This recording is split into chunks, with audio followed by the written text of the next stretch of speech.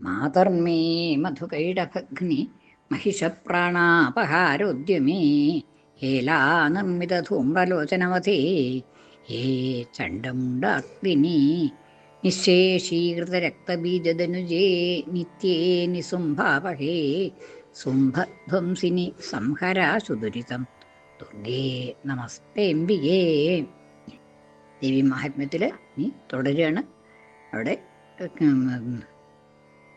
സുംഭൻ അതിവിപുലമായിട്ടുള്ള സൈന്യത്തോടു കൂടിയിട്ട് ഹിമാലയത്തിലേക്ക് ദേവിയുടെ സമീപത്തേക്ക് ചെന്നു എന്ന് പറഞ്ഞ് ചെല്ലുകയാണ്. അതിനെയാണ് പറഞ്ഞത്.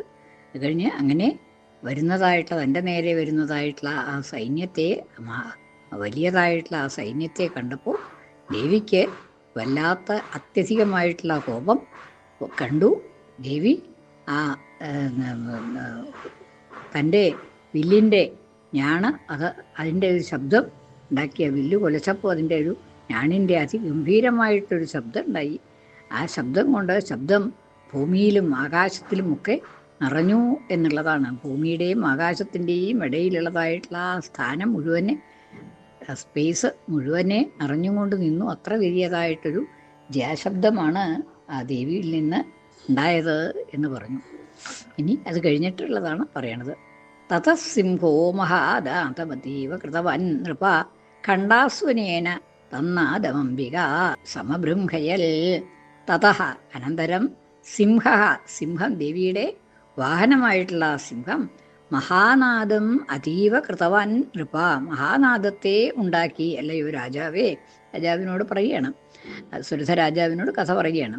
അപ്പോൾ അല്ലയോ രാജാവേ, അതിനുശേഷം ആ സിംഹവും അതിശക്തമായിട്ടുള്ള ഒരു ശബ്ദം മുഴക്കി എന്നാണ്, ഗർജിച്ചു.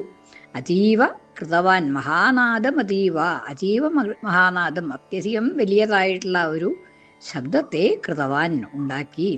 ഖണ്ഡാസ്വനേന തന്നാദം അംബിക സമബൃംഹയത്. ഖണ്ഡാസ്വനേന, ആ ഖണ്ഡയുടെ സ്വനം കൊണ്ട്, ശബ്ദം കൊണ്ട്, മണികളുടെ ശബ്ദം കൊണ്ട്, തൻ്റെ മണിയുടെ ശബ്ദം കൊണ്ട്, തന്നാദം, ആ നാദത്തെ അംബിക സമബൃംഹയത്, വർദ്ധിപ്പിച്ചു. ആ ഖണ്ഡാസ്വനത്തെ, ഖണ്ഡയുടെ സ്വനം കൊണ്ട് ആ സിംഹത്തിൻ്റെ നാദം ഒന്നും കൂടി വർദ്ധിച്ചു എന്നാണ്. ആകെ കൂടിയിട്ട് ശബ്ദമയമായി തീർന്നു എന്നർത്ഥം. ധനുർജ്യ സിംഹഖണ്ഡാനാം നാദപൂരിതദിന്മുഖൻ നിനാദൈർഭീഷണൈ കാളി ജിഗ്യേ വിസ്താരിതാനനാ. ഇനി അപ്പോൾ കാളി ഉണ്ടല്ലോ അവിടെ സമീപത്ത് തന്നെയുണ്ട്. ആ കാളിയും ശബ്ദം ഉണ്ടാക്കി എന്നാണ്. ഇതിനെയൊക്കെ ജയിച്ചു എന്നാണ് പറയണത്. എങ്ങനെയാണ്? ധനുർജ്യ സിംഹഖണ്ഡാനാം നാദപൂരിത ദിങ്മുഖാൻ, ദിങ്മുഖങ്ങളെ മുഴുവൻ, എല്ലാ ദിക്കുകളെയും, ദിങ്മുഖങ്ങളെ എല്ലാം തന്നെ നാദപൂരിതമാക്കി, ശബ്ദം കൊണ്ട് പൂർണ്ണമാക്കി തീർത്തു എന്നാണ്. എങ്ങനെയാണ്?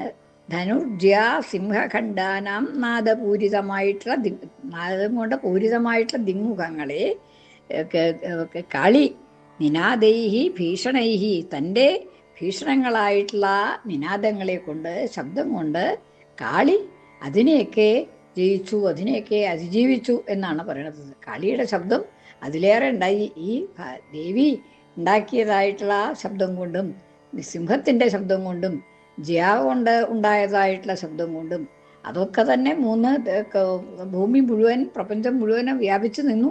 പക്ഷേ അതിനേക്കാൾ വലിയതായിട്ടുള്ള ശബ്ദമാണ് കാളി ഉണ്ടാക്കിയത് എന്നാണ് പറയുന്നത്. അത്രയും വലിയതായിട്ടുള്ള ശബ്ദം കാളിയും ഉണ്ടാക്കി എന്ന് സാരം. ധനുർജ്യ, ധനുവിൻ്റെ ശബ്ദം,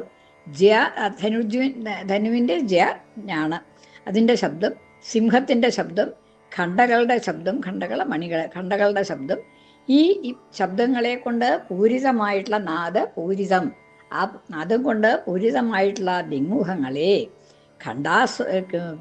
നിനാദൈഹി ഭീഷണൈഹി, തൻ്റെ ഭീഷണങ്ങളായിട്ടുള്ള ശബ്ദങ്ങളെ കൊണ്ട്, ജിഗ്യേ വിസ്താരിതാനന, വായ പൊളിച്ച്, വിസ്താരിതമായിട്ടുള്ള അനനത്തോടുകൂടി വായ നല്ലോണം പൊളിച്ച് ഉണ്ടായിട്ടുള്ളതായിട്ടുള്ള ആ ശബ്ദം കൊണ്ട് ഇതിനെയൊക്കെ ജയിച്ചു. അതിനേക്കാൾ വലിയതായിട്ടുള്ള ശബ്ദത്തെ കാളി ഉണ്ടാക്കി എന്നാണ്.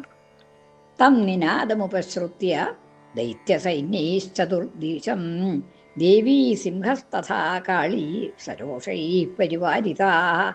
തം നിനാദമുപശ്രുത്യ, ആ നിനാദം ശബ്ദം കേട്ടപ്പോൾ ഇങ്ങനെ ദേവിയും കാളിയും സിംഹവും ഒക്കെ ഉണ്ടാക്കിയതായിട്ടുള്ള ആ ശബ്ദം കേട്ടപ്പോൾ തം നിനാദം ഉപശ്രുത്യ കേട്ടിട്ട് ദൈത്യസൈന്യൈഹി, ദൈത്യസൈന്യങ്ങൾ, ദൈത്യൻ്റെ ശുംഭൻ്റെ സൈന്യങ്ങൾ ചതുർദിശം ദേവീ സിംഹസ്തഥാ കാളീ സരോഷൈഹി പരിവാരിത.